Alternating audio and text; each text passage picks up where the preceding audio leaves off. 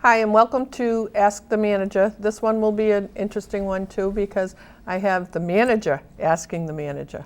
I have Mr. Carney, our former retired town manager, after 40 years dedicated to the town. We didn't let him totally retire though because we had him continue on as a member of our building committee, which I know you must rely on his opinion. Very much so, yes. Yeah. And Mr. Carney interviewed dear Morgado for the job as town manager here, and he's pretty tired of hearing about being the new town manager, and we got you over that hump. That's right. How many years have you been town manager now? 6 years. So you've had 6 wonderful years of retirement. I've enjoyed them. Yeah, I bet you have. I'd like to start the show with something that I think is really important, and I think it's a compliment to both of you. And no, I'm not kissing up to the managers. What I'm here to say right now is that my mother's husband died, and he died at home. And the emergency first responders came to the house, which was fire, police, and ambulance. And my mother continues to compliment the outstanding job that the EMS people did and how wonderful this one woman was to her in the time of crisis. And she clearly went above and beyond in talking with my mother and so forth, and there are a lot of special people out there. When I got there, the fire department had already left, but the police were still there because, of course, being at home. And the 3 police officers that were there, I'd say the EMS person's name, except I don't know it. The 3 police officers were Fosha, Girardi, and Fisk, all of which were hired between the 2 of you. Did you hire all 3? Or? Yeah, all 3. I think so. Fisk as a dispatcher and then as a police officer. And of course, they were very nice to us, but my mother continues to compliment how great they were to her, and she made the comment just the other day, and that's why I need to say this now. She said, that Brian Girardi's something else. And it was all related to him just doing his everyday work. And, they do this for people no matter where they are in town. And, it's not a confrontation where someone's being arrested. They're actually there to help someone. And they did a very good job. And I think it's a compliment to both of you that we have town employees that do such a fine job and serve our citizens in such an outstanding way. So, compliments to both of you. Well, really, the compliments have to go, I think, right down the line to the employees themselves and obviously the supervision they've had over the years. I've worked for Shrewsbury in 2 capacities as an employee, working as Mr. Carney's administrative assistant and now as manager. And it goes back, I think, to the standards that Mr. Carney set and that the boards of selectmen have set over the years, that employees are able to perform at the level that they do. And we don't get enough compliments. We certainly do get compliments, but I think we all very much appreciate, as employees of Shrewsbury, that the residents of the town are appreciative of our work. And certainly, I think the emergency response system we have here with our firefighters, with our police officers, and then with our paramedics through the UMass Memorial, hospital-based paramedic service. I think we have really the best model, I think, for providing to our residents a service from a service standpoint, but also from a cost standpoint. That contract, in fact, has just been renewed. We will be with the UMass Memorial for another 4 years. We've just concluded our first 3-year term, and we've just renewed for 4 years. There's been a slight uptick in the value of that. It was previously costing us $5,000 a month. It's now going to go to $5,400 a month. But if you look at the value of that service and what it would cost us to try to provide that service, because Mr. Carney will be able to speak about, it wasn't that many years ago that we were, in fact, in the ambulance business. I think the system we have, hospital-based EMS, is really very, very good for our residents from a quality standpoint and from a cost standpoint. Well, I think that the kind of emergency that you've cited, Donna, is one where especially the police officer has an opportunity to participate in something that is helpful, that people appreciate.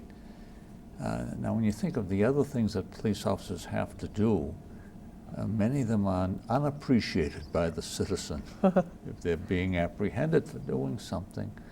And so this is an opportunity for them to do something that makes them feel good, and I think that's manifested in the reaction of your mother and other people who see them doing something very necessary when someone's has a serious problem.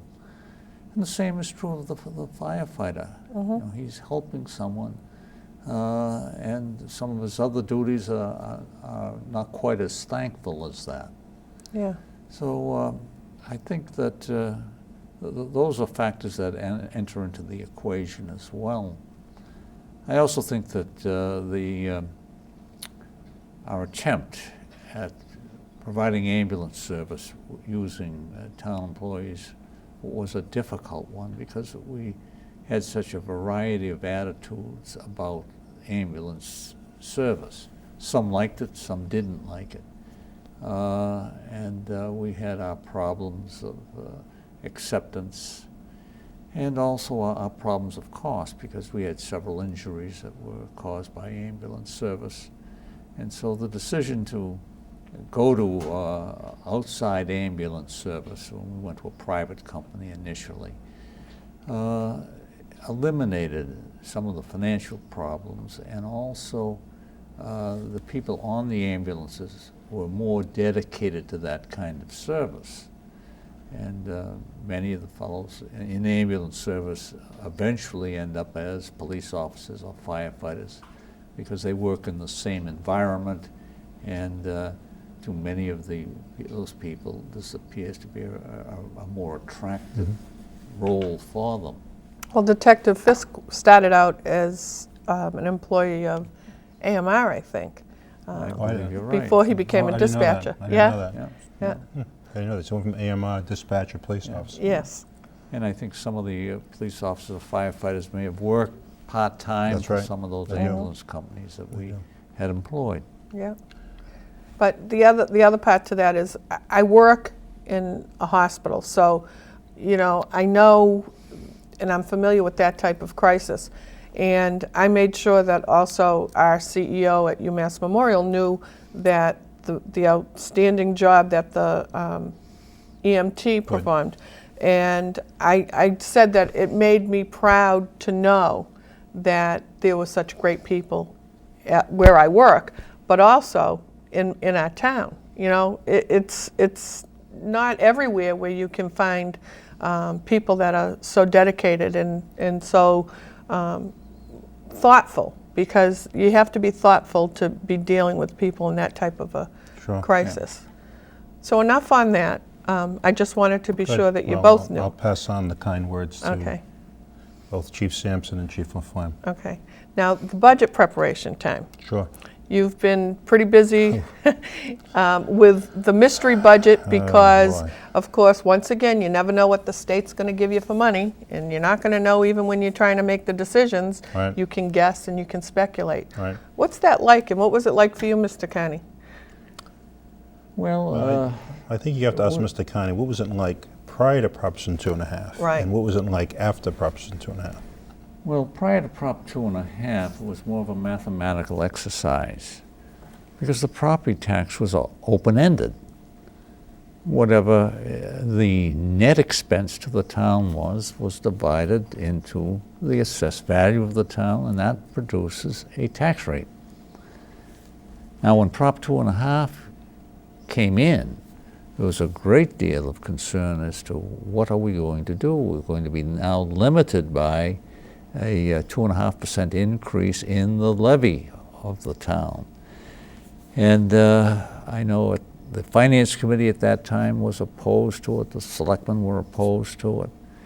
And we tried to convince people that this could result in some serious cuts in town services. And there was some cutting in that very first year. But we found that the state at that point was willing and able, and perhaps that's the most important thing. They were able to increase local aid so that the dire effect of Prop 2.5, which had been predicted, really didn't occur, at least in Shrewsbury. In other communities where they were taxing much heavier and they had to actually reduce their tax rate, they had a much more difficult thing. But as we went along, the budget process was something that occurred every year. We had to cut things back. But in Shrewsbury, we were helped by an increasing tax base.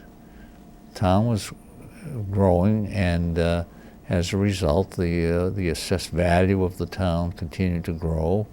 The state was not as pressed as they have been on the revenue front, and so they were more generous than they had been previously. And so we went into a period of being able to accommodate the growth with increased resources that were sufficient to cover our costs. Now, there were times when you couldn't do everything that you wanted to, and that was especially true on things that had to be bonded. It was on almost an automatic decision that if you're running into a new police station, new school, whatever it might be, you need a Prop 2.5 override vote. And that's a very difficult thing to put across. As you look at the history in Shrewsbury, there were many override requests that were defeated. We had a difficult time getting approval on a school. And what you have to do is face the reality that you need an awful lot of help to put across a Proposition 2.5 override. It just can't be the selectmen saying we need it, the finance committee agreeing, and the town manager recommending it. You need a lot of citizen participation to convince voters to vote and vote in favor of the override. You know, the first override in town, Coolidge School. Coolidge School. To renovate Coolidge School. And You know who chaired that committee, don't you? You I did. think it was a Moi. Mrs. O'Connor. It was me. And were you successful? We succeeded. It was necessary. It was the right thing to do, and Yeah. it really needed to be done. Took it off your plate when you came along, but the school really needed to have an awful lot of work done, and it was really the only way to accomplish it. Now that was the time when we put an addition on for the library and the new cafeteria, gymnasium. No, that was already on. Oh, that was That was already already on. Okay, this This was was for a rehab of the old Rehab building. the old building, Yeah. keep it standing. The budgetary situation Right. for '05 for us is going to be complicated by, I think, several factors, and I'm filing that budget tomorrow, by the way. As a member of the Finance Committee, you'll be getting it tomorrow afternoon. Can hardly wait. It's my favorite reading. And you're going to enjoy reading, and I don't know about that. I don't know if you're going to enjoy it or not when you see it. Really. We're being stressed because of a couple of factors. One, obviously, is continuing growth. Our municipal departments, particularly police department, fire we were able to address last year by adding some additional staffing, but police, they continue to, the number of calls they continue to process. The demands on that department continue to grow. Highway, same thing. Highway department, and several other departments, but certainly school department. We keep continually dealing with additional children each year, 250, 200, depending on the year. And then, of course, we have the opening of the Oak Middle School. And that is valued right now at about $1.6 million. So we're having this stress of demand for services because of growth, because of the new school coming online. Revenue is not pretty much stagnant. Mr. Carney talked about growth. Our new growth number for 04, our current fiscal year, was $563,000, which is the lowest new growth number. I keep statistics back 10 years. So even prior to 10 years, we were having rates of growth higher than that. And that's a problem because I think we're seeing now the tail end effect of just the downturn in the economy. We did 93 or 96 new homes in 2003, which is good for out years as far as providing additional services. But you're not getting the growth of the expansion of the tax base. Can't have it both ways. Well, and so it's initially painful, but in the end it'll be better because you'll not have to catch up to that growth in the future. But it has a long tail to it. But the primary issue for this year's budget and the theme for this year's budget is health insurance. I am showing an increase in the health insurance budget of $1.4 million. Really? Let me say that again, $1.4 million. Million. When I came to Shrewsbury, the entire health insurance budget at the time was about $1.7 million. Wow. The number, this year we've picked up 34 additional people we're insuring. Normally I budget 15 to 18 people a year. What's happening is as a result of increasing in staffing, but also what's happening in the economy where spouses are losing their jobs and losing their coverage, or coverages are being affected. Now they're coming onto the town plan.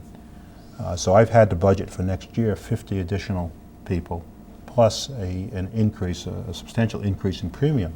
Wow. Because the premiums have been, over the last 2 to 3 years, going gangbusters. Our renewal, for instance, on our Fallon senior plan this past December was 39.9%. Wow. So the budget I file with the Finance Committee tomorrow and the Selectmen tomorrow are going to have some very sobering numbers in it.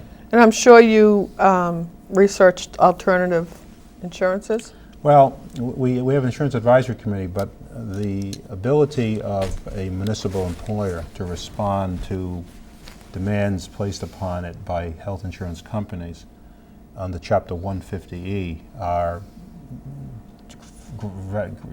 drastically different than private employers due to the nature of our administrative structure and definition of employer and the like. Obviously we need to wait on that renewal number, which I expect within the next 2 to 4 weeks. But that's a critical number for us. Again, $1.4 million is huge. But have you shopped between, say, Fallon, Blue Cross, Fallon, Harvard Pilgrim, or we don't any of the others? We don't have the ability to do that because in order to change a plan, we need like 100% unanimous agreement of all the employee groups. Right. Right. And that's very, very difficult to do. But if the cost goes up for the town, the cost goes up for the employees too. But see, the costs go up greater from a dollar standpoint for the town because the town pays on The percentage. a higher percentage. We actually, although we're a 50% community, that 50% only applies to about 17 or 18 plans. The other 900 and some odd plans, we pay actually higher percentages of that. Oh, wow. Depending on the company. We do business with 2 companies, Harvard Pilgrim and Fallon. Harvard Pilgrim is the benchmark. Harvard Pilgrim's the benchmark. So that Harvard Pilgrim renewal, see, when I mentioned that Fallon went up 39.9%, the retirees paid the greater percentage of that because the Harvard Pilgrim rate went up about 9%. So there was a shift there. So depending upon which plan increases, depends upon, does the town end up paying more of the increase versus the employee? And it's uncertain, a great deal of uncertainty for both the employer and the employee, because obviously if employees' payments are increasing that amount, that's going to affect those employees as well. Right. I think we've reached a point, in this state that something has to be done. This continuing use of private insurance to cover healthcare costs, my thinking is changing considerably on that over the last couple of years because I don't see any end in sight. How can we continually pay, both as employees and as employers, this constant 12, 16, 18, 20% increase on an annual basis?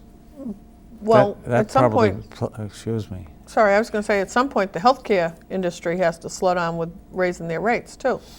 I don't see that happening though. I don't see, because you're in the industry, you can tell me better, but I think a lot of the costs have to do with advancements in technology and procedures and new, better. And the only way I think costs are going to be able to be controlled is people have to be told, no, you can't have that treatment, you can't have that procedure. And I don't see the will out No. to do that, Right. which means costs will continue to go up. Michael Dukakis recently spoke. Every year the MMA has a seminar on personnel issues, and he was the keynote speaker this past year, and I didn't attend, but Michael did, and his discussion centered on the healthcare industry and is it possible to continue, is it probable that we can continue to look at market-based solutions for health insurance? I was going to say that, the problems that you mentioned in the municipal sector, you also read about them in the private sector where their employers are increasing the contributions, in some cases dropping insurance, even dropping the insurance on retirees. So it seems to me that across the board, there's a lot of pressure that's now building to have some sort of a change in how we handle health insurance costs. And of course, the problem really is the solution costs so much. That's why we don't have it. Yeah. I think there's got to be a recognition of that factor, and then move on from there to something that's more palatable in terms of coverage and cost to the employees and to the government. But from a budgetary standpoint, which was the beginning of your question, you sit there and you say, you're doing your health insurance budget, and you say, well, pick a number. You start throwing numbers at your spreadsheets, and they start factoring out, and you scare the dickens out of yourself. And that's the problem with I think budgeting today is we're required to submit a budget in January, preparing for a May town meeting, and the unknowns are very, very difficult. The Mass Municipal Association had their annual meeting this past weekend, and the governor talked about level funding state aid, so I level funded state aid. Next week he's going to announce he'll file House 1. But really, the state budget really doesn't get going until House Ways and Means reports. But if we're going to do something, for instance, talk about an override, the Board of Selectmen needs to make those decisions in March when the warrant gets signed, and so everyone's on such a different timetable than what we're on, because the state, for some reason, just can't seem to get a state budget out. When we need a state budget to be done, and I've sometimes talked about maybe we need to move our fiscal year to maybe a September 1 date and let the state stay on its July 1. And maybe that might be the solution. I think Mr. Carney will tell you what it was like when I was going to town meetings with my dad then, when the year that they changed the fiscal year, was it from April 1st to July 1st? And that was supposed to solve all the problems, wasn't it? No, I think it was January to July. Was it? Okay. And the first year, of course, was an 18-month budget. I remember that town meeting, and the Finance Committee kept telling people as they were aghast at the expenses. It was for an extended period of time. Yes, When it did was that a happen? 1.5 budget. Oh, I had to be 12 years old at the time. This was 68 to 70, was it? I don't recall the year, Dan. I but was young at the time. Was that adjustment? And one of the big issues was that the tax rate went way up. And so they then had to pass legislation to drop it down, because primarily mayors were concerned about being in office when the tax rate went way up. And people not understanding, well, that's because it's an 18-month cycle at this point to make the transition. But in those days, tax rates were routinely, what, $40, $45, $50? Yes, but on a 1.5 basis, it would be 60. That's right. And that might be enough to defeat somebody. But everyone was running in those days, what, about 40 to 60% valuation? Was that the... Well, that was another thing that skewed the whole picture. In fact, I can remember coming to Shrewsbury, the value of the town at that time was $29 million. Right. So every $29,000 you spent was $1 on the tax rate. And the value right now is nearly $4 billion, which means a dollar on the tax rate is $4 million. Yeah. Wow. Do you have a question for the manager? Well, yeah, I had It's like couple my of questions. job yeah. interview all over again. Yeah. He's got his paper.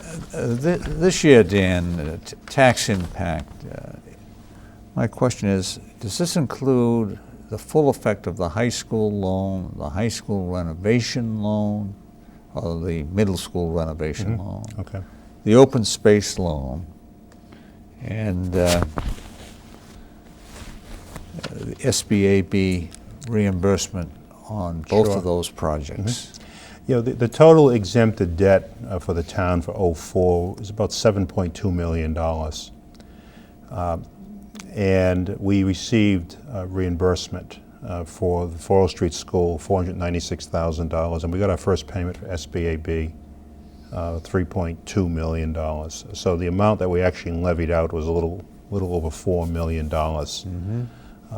As far as the middle school renovation project goes, which is we have that on ban right now, borrowed anticipation, and we're only paying interest on that.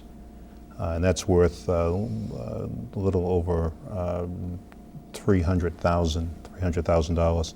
So on ban, we have Oak Street Middle School, we've got the Allen property, and we have the addition on the North Shore School, which is $1.3 million, 6.1 for Allen. So we have all permanent financing out there, and we are receiving the SBAB for both Floral and for the high school, which has been a substantial savings. It's about 50 cents per thousand savings to our resident because we received that first reimbursement on the high school. Next year, we may see a step up in our reimbursement for Forest Street from $496,000 to $585,000 because, as you recall, the original reimbursement was based upon the initial project, and then the project was expanded to include additional classroom space.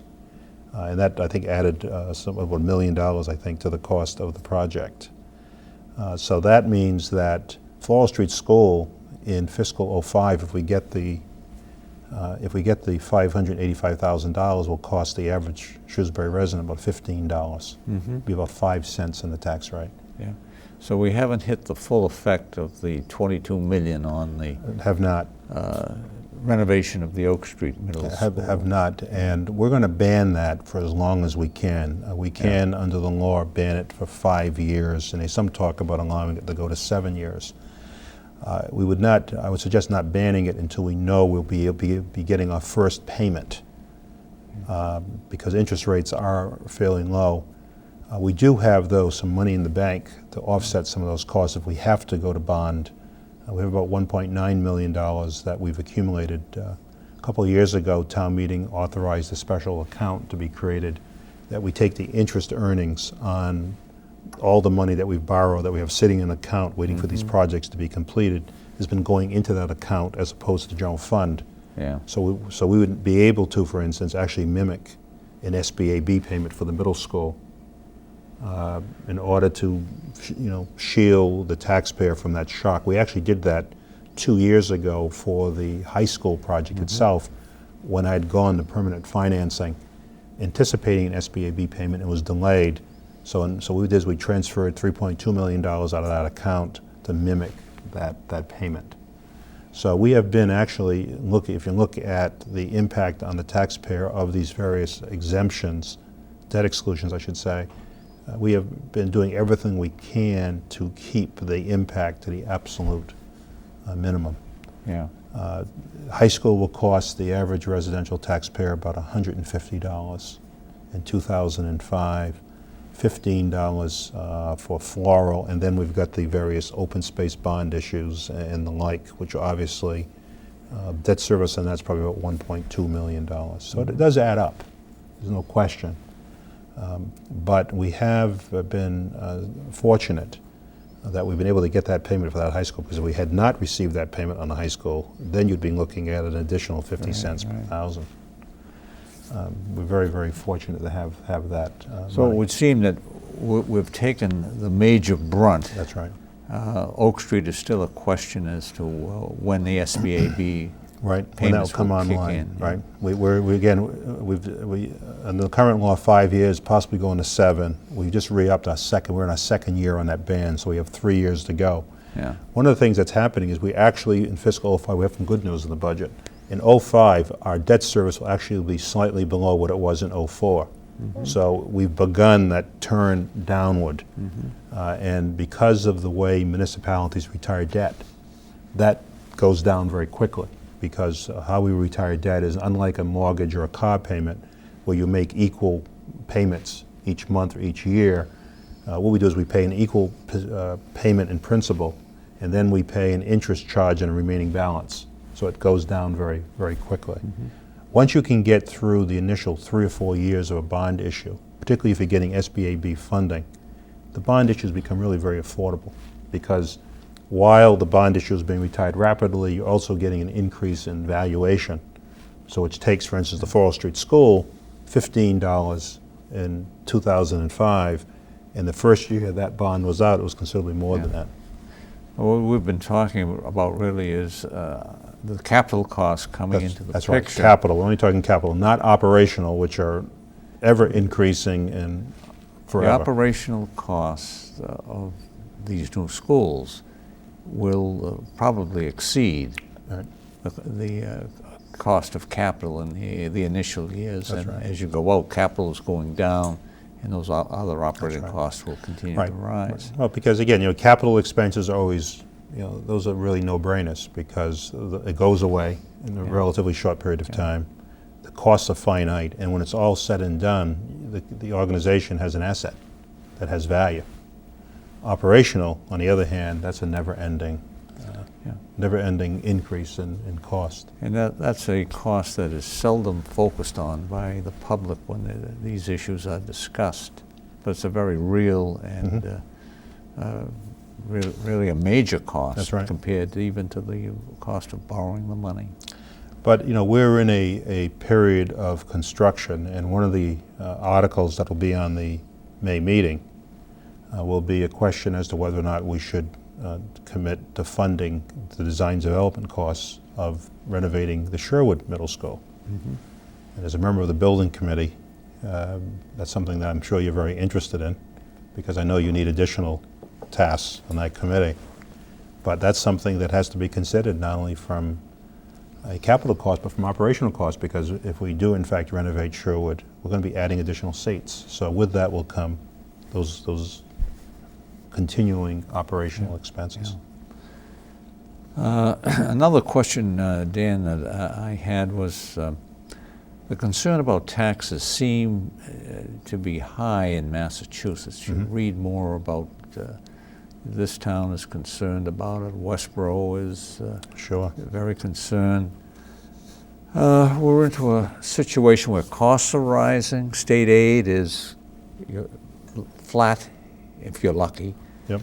And so you've got the tax rate rising, tax bills rising.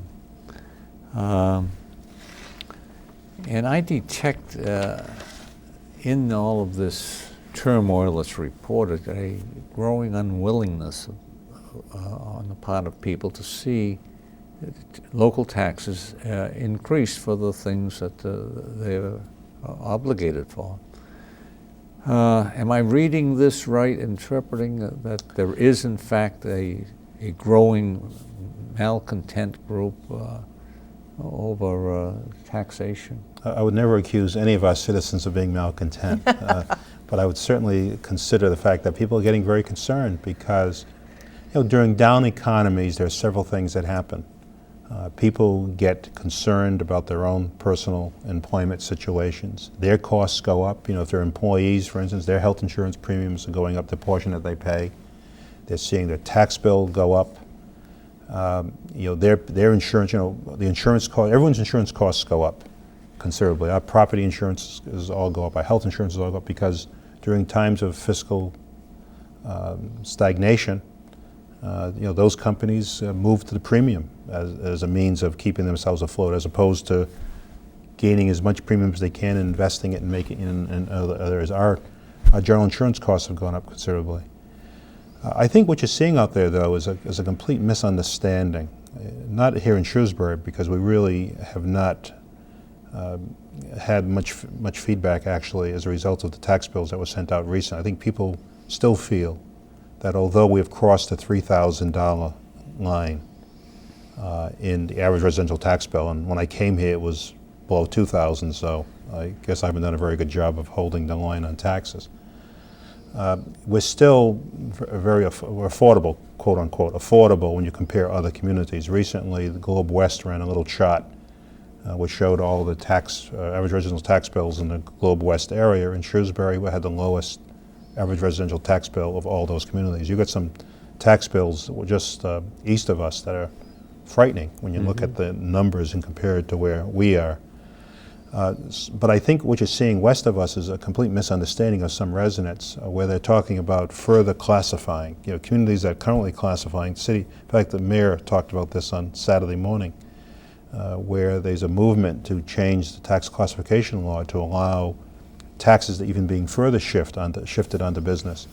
And you have some people who are relatively indignant, who are residential taxpayers, saying, I don't want to pay any more taxes, but it's the residential customer that is really enjoying the bulk of the services that are being provided. And it's almost a situation where I want to enjoy the services, but I don't want to pay for them.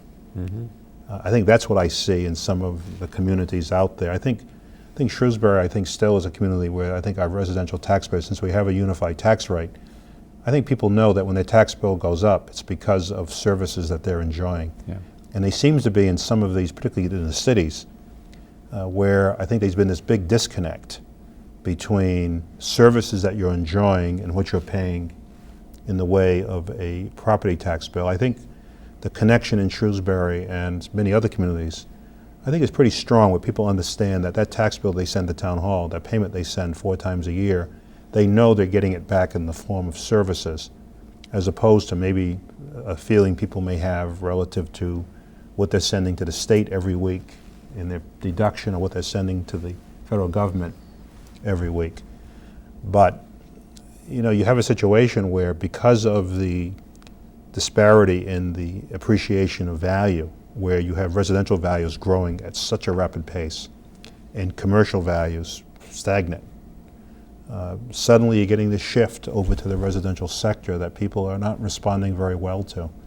And it's going to be very difficult in those communities, and maybe even here in Shrewsbury, to convince people to go to the ballot, to vote themselves additional tax increases. Yeah. Well, the situation that you outlined of the falling commercial valuation shouldn't affect the way Shrewsbury reacts, because fortunately or unfortunately, the composition of the Shrewsbury assessed value is probably in the mid-80s, about 85% residential and 15% commercial. Right. Now, in Westboro at one time, and it may still be so, it was 50-50, commercial and residential. So if the commercial value is stagnant or fall, and commercial property, the value of it is often determined on the basis of income. Well, if you've got 40% of the building empty, your income is way down, therefore you're going to be applying for an abatement of your taxes. Now, when you look at the budget in those communities, that doesn't go down. They try to stay the same, perhaps increase it by 2.5%, but when you divide up that cost, it falls more heavily in that year on the residents. And they may not appreciate it, especially if they've enjoyed the upside. And certainly that has been the case in many towns that have seen a lot of commercial development. That helps the tax base. I think one of the advantages we have in Shrewsbury with representative town meeting, you have folks who have an awareness. There's an institutional knowledge, understanding that the effects of their tax levy today is the result of actions they've taken in the past.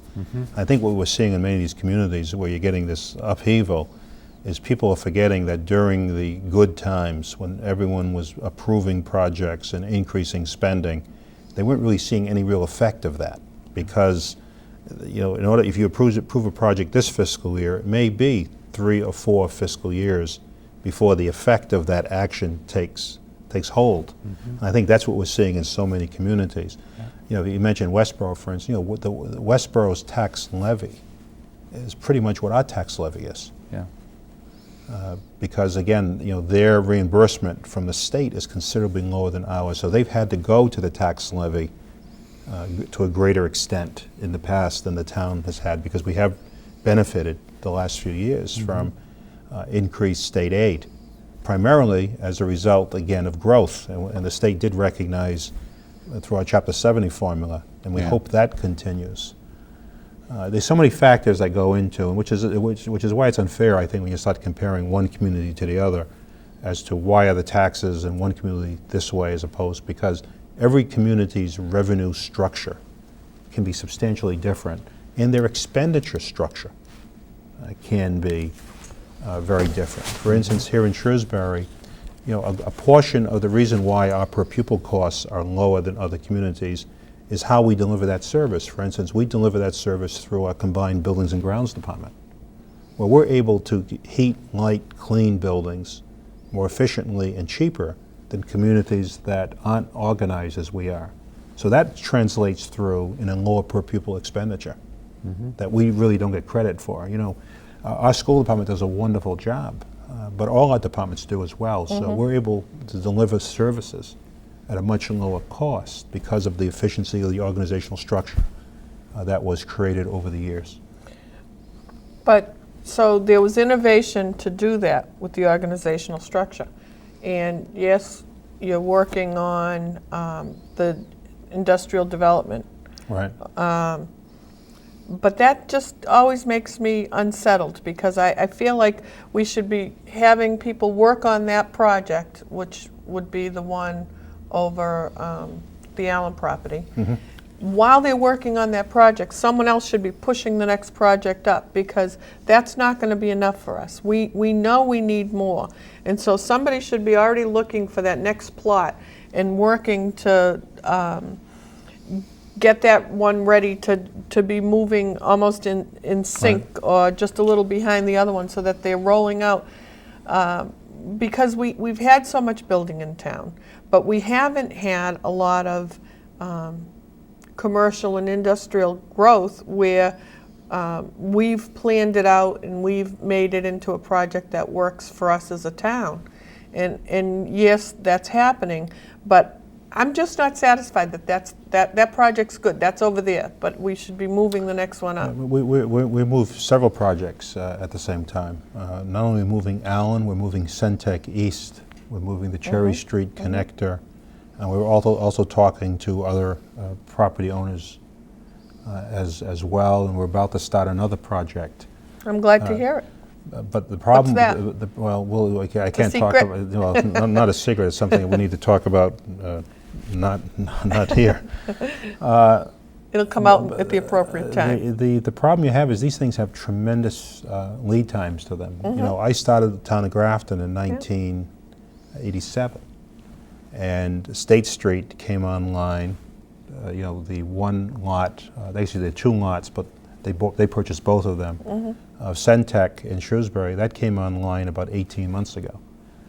That's the amount of time it takes to put together one of these projects. That's why I squirm. I want to know there's another one on deck. They're on deck. Good. Like I said, we're talking again on Centec East, Cherry Street connector, Allen property, I should say, and anything else that comes down. But again, we're trying to do economic development and diversification of the tax base at a time when there's just so much out there of existing capacity. Well, I don't know if you noticed, but they keep waving a 5 at me. Why are they doing that? And I'm saying, boy, this is a fast hour. How did this happen? Mr. Carney certainly isn't talking up a storm over there, but actually, he's doing pretty good, don't you think? Actually, he has, for Mr. Carney. But I think that 5 stands for something else. And I think you're about to find out what that 5 stands for. Are we done? No, we're sort of done. Hello, how are you? Hey, This Hi. is the 5th Is it anniversary of really? the show. My goodness, how about that? Thank you very much. And so Donna baked a cake. Very nice, boy. Multi-talented. Very Yes. good. You baked this, that's Did a very great nice. job. Wow, look at that, that's great. Thank you very much. Yeah. And so along with that, we have another surprise. Along with Donna, we have Aresian, who started the show. Okay, And Laurie Hogan right. is here also. And unfortunately, Kathleen couldn't make it. Copeland couldn't make it today. Right. But we're going to have everyone get together. And while we're getting together and setting up, and Mr. Carney's going to stay with us, we're going to show a few clips. Okay. So 5 we're doing years, isn't the that highlights. something? Thank you very much. Welcome to Shrewsbury Public Access, Channel 57. This program is being presented by the Shrewsbury Government Access. And my name is Aresian Sr., and I am the moderator of this program. It's actually 1997. The fire department did, I think, over 1,100 first responder responses. Two of the seniors of the community. We're in the countdown now to the year 2000, and how prepared is the town for Y2K as far as its information, communication systems? How does the chief or the fire department rank and file feel about the issue? Are there any union questions? I'm not going to make any projections on that. We have people on this panel that are, I think, more in tune with the political pulse of Shrewsbury than I. So Dan. I'm not going to venture any guess. I would like to say one thing, though. At the beginning of the show, we need to have a correction period for all the things that I say wrong. Welcome to you all. Now, the matter of the new Shrewsbury High School has been settled. My philosophy is always in a measured response. Welcome to Ask the Manager, a government access production of Shrewsbury Public Access Channel 33. I'm Kathleen Quinn Copeland, and with us today is, of course, our town manager, Dan Morgado. I wondered how prepared our town is. So my question is, are we doing anything now? How are we addressing this? Dan, I had a question on economic development. What products or services do you see coming down the road? Yes. Everybody that I talked to, whether they came on the program as a panelist or not, they all had questions for you to answer. We can't get them all on the air during our regular time, so this is to make a dent in our backlog of letters. We Good. keep getting more every day. My first question is, What's the town going to do about improving the road? What are the plans for the old Masonic property on Prospect Street? I'd like to know your thoughts on that. what impact will that have on the town and its residents? I think the year 2001, 2002 will be the year we're going to talk a lot about water. Sitting here, I really can't say to you, I think we're going to do X, Y, and Z. Is there any limit we can put on building? What's being done to protect the environment of Shrewsbury? If you could explain the town's affiliation with the DRC. Service, I've always been interested in the local, because I think this is where I think the real government takes place. And remember, we're all in this together. Goodbye. Hi, I'm Laurie Hogan, and welcome to Ask the Manager. We have with us today our town manager, Dan Morgado. Hi, Dan. How are you doing on this cold day? Warming up. And these people that live on these dirt roads pay the same rate of tax. So can you talk about that? Well, again, those are roads that aren't town streets. Those are public ways. And there is an opportunity for those roads to be upgraded. Because there's nothing like being the child of a select person, okay? And now we get to know what their dads really think about the manager, what the questions. Either that or what they really think themselves, because they'll be full of opinions. Okay. We have Kate LeBeau, which is John's daughter, and Kate is, well, let me just say, we also have Molly Hammond, and they're both seniors at Shrewsbury High School. Don't want to confuse anyone, it's not the Selectmen's Round Table, and they're a little nervous sitting over there. They think they're in the peanut gallery, but we have all 5 selectmen willing to sit here with us tonight to talk about all the issues. And what's really nice about it is that, they might not want to sit and talk with all of us tonight because you never know what kinds of questions are going to be asked. Hello, I'm Donna Pisano, and welcome to Ask the Manager, where I'd like to welcome Dan Morgado, our town manager today. Good evening. And how you doing, Dan? Doing okay. How are you? It's the summertime. How can things be poor? You ready to start? I am ready. Yeah, you got all the answers today? What I don't know, I'll make up. How's that? It's about Your favorite subject, Dan? Sewers? Water. Oh, good. The first question is about your favorite subject. We're going to talk about sewers? Dan, I can count on you. I think perhaps we should backtrack a little bit and explain why Chief Sampson is here and the new format of the show. I thought it was because you needed somebody to come in and save the show. That's it. Truthfully, that's the truth. What we're doing is sort of changing the format a little bit here to allow the focus, rather than being on the manager, to try to turn the focus onto the various department heads we have. And our intent here is to, over the space of the next year, to bring in individual department heads in order to talk a little bit about their departments. That's right. And hopefully that will generate additional questions and inquiry. And the other format, which we've used with Donna O'Connor, will continue. So just a program note, if anyone's tuned in. And let me explain a little bit about the setup. Along with Mr. Carney, we have Laurie Hogan, Aresian, Donna Pisano, town manager, and I. And the reason being, and one special seat here for Kathleen Quinn Copeland, who couldn't make it. But the reason they're all on here is because they've all had the pleasure of hosting this show. And we just had a new show a few minutes ago. It was manager to manager instead of ask the manager. But I'd like to start with Mr. Aresian and Ara, please. Ara. And thank you. I love that name. And so do I. And I'd like to ask you what it was like to start the show. Well, I'll tell you, when the idea came to me, I sort of mulled it over for about 2 or 3 days, and then I thought I'd come down and see Bill Ney here and run it past him, and we came to the conclusion that I ought to approach the town manager, Dan, and I did, and he was receptive to the idea, and that's how we got the thing going. And it's gratifying to know that you start something and then 5 years later you're still going, and it's wonderful. And I'd like to say something now, take this opportunity just briefly to tell them, people of Shrewsbury, we're very fortunate, we really are. We have 2 managers here, both very knowledgeable, very dedicated, and they were focused on the job, as Dan is, so is Mr. Carney. And they had everything at their fingertips. And I always marveled at that. And it's a wonderful feeling to know that you have 2 people like that. So what was it like in the beginning? In the beginning, I'll be honest, it was rough. And it was rough in the respect that you were trying to get 3 or 4 people to appear as panelists, as you recall, I don't know. But, well, I don't know what to say. I don't think I'd like to appear, but I'd like to appear, and it was back and forth, you know. And finally, like pulling teeth. What many people don't realize, one of the biggest problems moderators have is getting people together.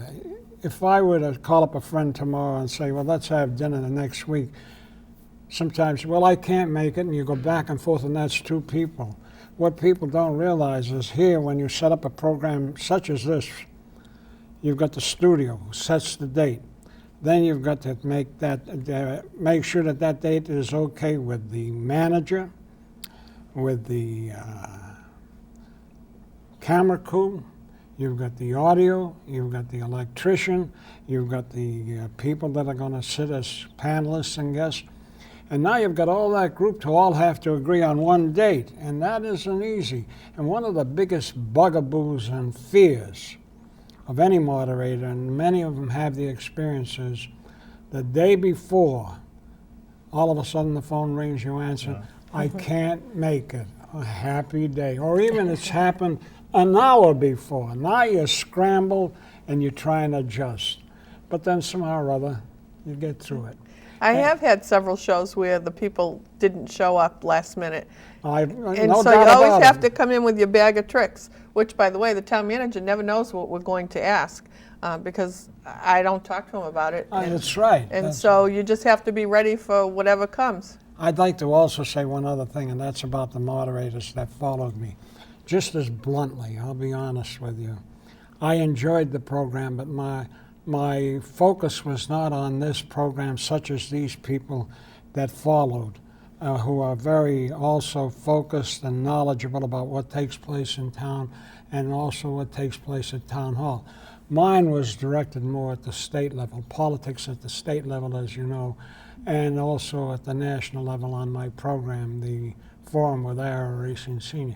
That's been on 15 years now, and it's a lot of fun. But I enjoyed starting the program, but I'm glad to see the caliber of people, the moderators that conduct the show now. They know their P's and Q's.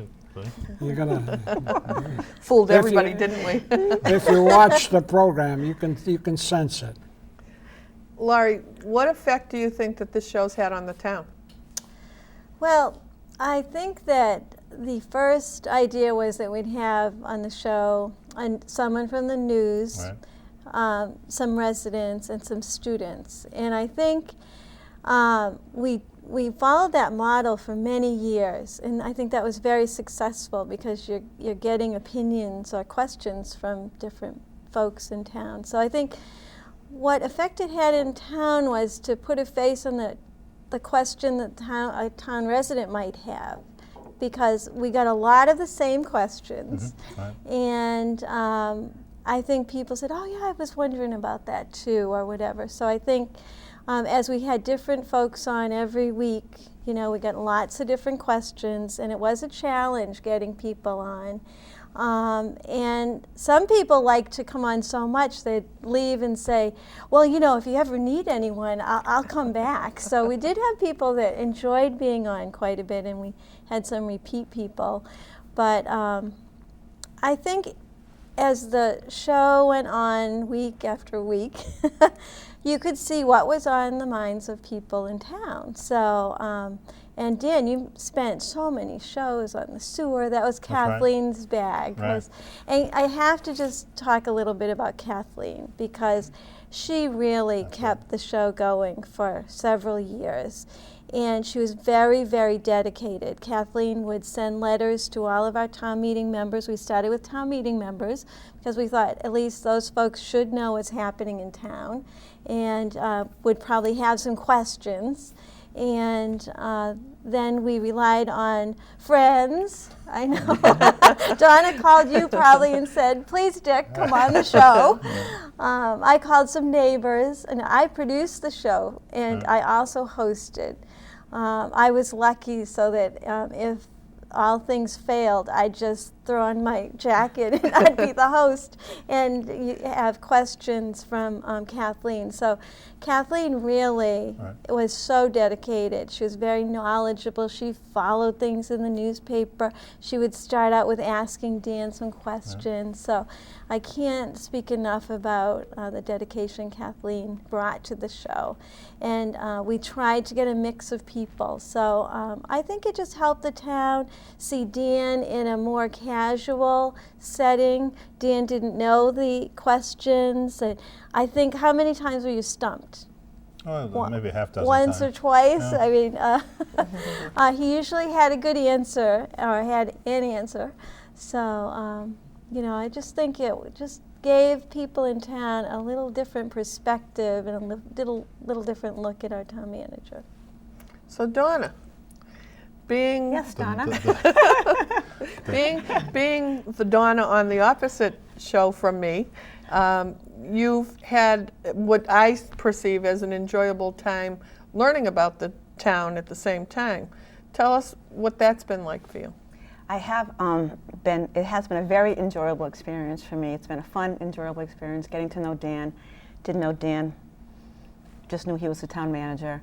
And even though I've lived in Shrewsbury for over 20 years and raised 3 children, they went through the school system, that wasn't, being that insider in town business wasn't what I was interested in, and my focus was elsewhere. So this is my opportunity to learn a tremendous amount of information concerning the town manager position, and all of that. And I think it helps other people that are like myself, whose focus isn't that, but they're getting, some information in a very pleasant way just by tuning in and learning new things, and everything else that comes up into town. And I think it's been working great. So now what do you think? What do I think about Dan? No, you about can the tell show? me that later.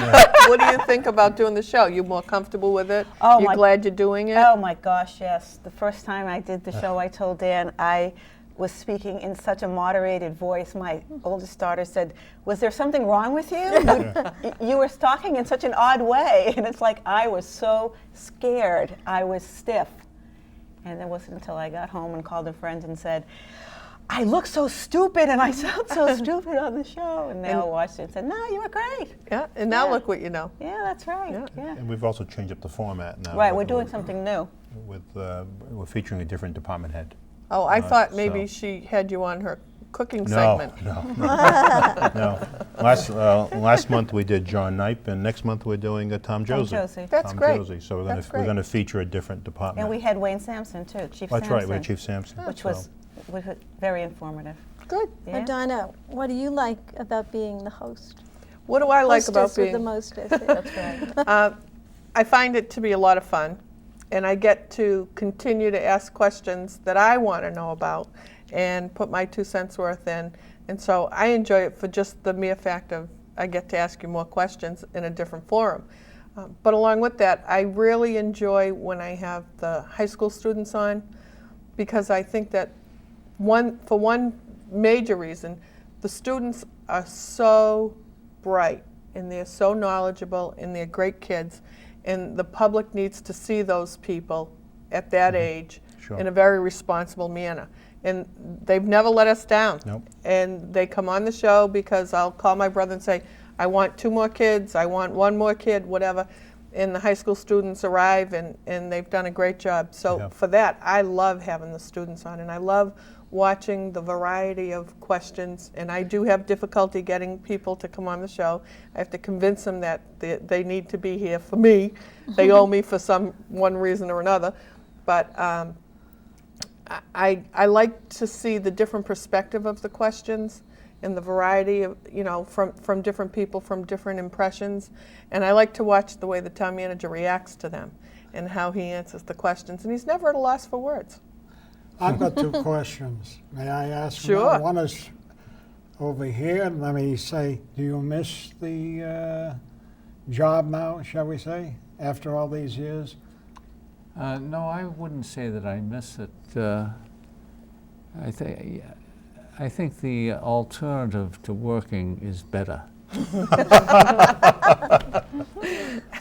Okay.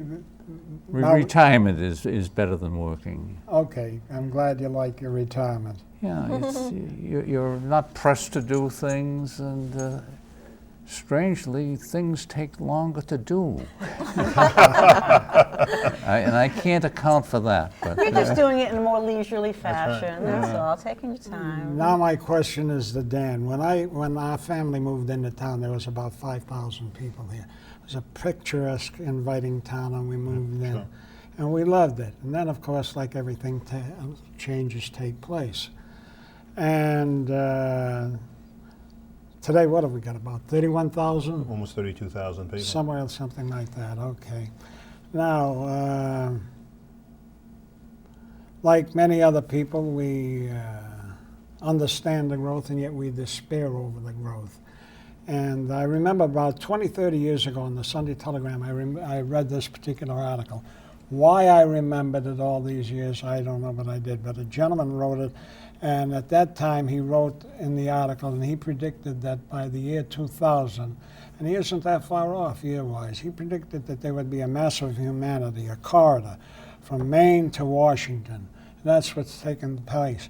And I know that this is what we're engulfed in Shrewsbury as well as other areas around, and you just can't stem the tide. I'm sorry in one respect, and yet I try to understand it in the other. How's it going? How are you coping with it? You've got all these services you've got to provide, the schools and so forth, and yet you've got this increase. How's it going? Well, again, it's getting more difficult. We had talked about that prior to the break, that during periods of high growth, we were gaining revenue as a result of that growth. And that growth I thought that was part of the picture. Were you encouraging it for that reason? No, because I think that the town is never in a position of either encouraging or discouraging. That's done through the planning process and being consistent with our laws and the zoning bylaw primarily. And the town meeting has been quite clear, not interested, I should say interested, but not receptive to changing of the zoning, which would have impacted, I think, the development pattern of the town. They had an opportunity to do that on a few occasions. Most recently, I think about 5 years ago. Because I think the town, Mr. Carney, I think, can speak to this better than I. The town has always taken the position that this was going to be a community that people were going to come and live, and the town was going to have growth, and it was going to be a great place to come and raise a family.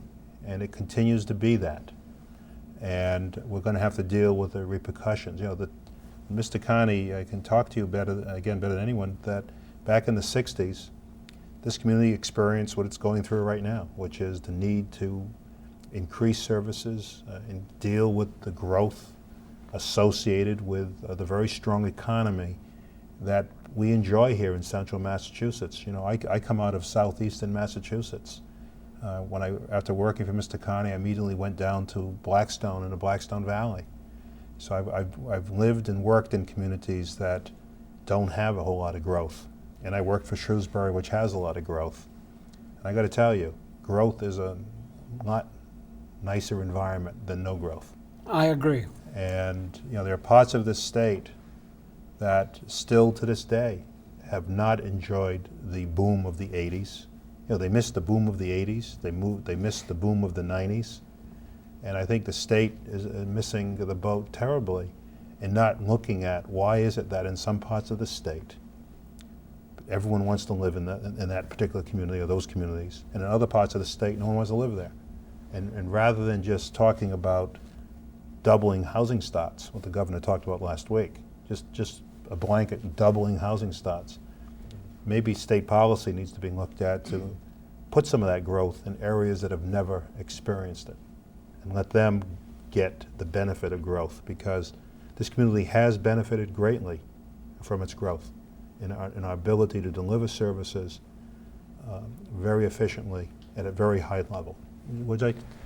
Well, I think you've touched a critical point, Dan, in terms of the public misconception that there's someone in town who can stop growth or start growth or direct it. Really, you can't, because you've got a zoning bylaw and you've got a legal structure that says you can do with your land what the town has zoned it for. Now, the planning board on at least 2 occasions in the 60s and the 70s tried to get the town to adopt acre zoning in the northeast part of Shrewsbury. Both times they were unsuccessful. And so it comes down basically to if Shrewsbury's a good place to live, and it is because it's near Boston, it's near major highways, that you're going to see growth. And that growth is going to follow whatever you zoned the property for. And you can't arbitrarily turn it off like a faucet. No, you can't. There are private property rights that prevail. Okay, now, I'm going to give you the last word. Is there anything you want to say about these 5 years? But you only have about 15 seconds. Well, it's been a lot of fun. It's been very informative for me, and I appreciate the hard work of all the hosts, Kathleen, particularly Kathleen Quinn Copeland, who really worked, she put a lot of time into this, in front of the camera and behind the camera. And I really would like to encourage people, the questions have fallen off. I think the best part of the show, I think, is when people write in or call in questions. If you can't appear on the show, you're not interested, send a question in. Because I think the best way for the manager to know what's on people's minds is for people to approach the manager and ask questions. And I would encourage that. And that's why we started the program, to allow people to ask the questions which are on their minds. So thank you to all the hosts and to the crew. Yes. That's worked very hard these 5 years. Yep. And I take it we're not being canceled, so we've been renewed for another season. So maybe we'll get a sponsor out of this deal. Thanks for watching us once again. See you next time.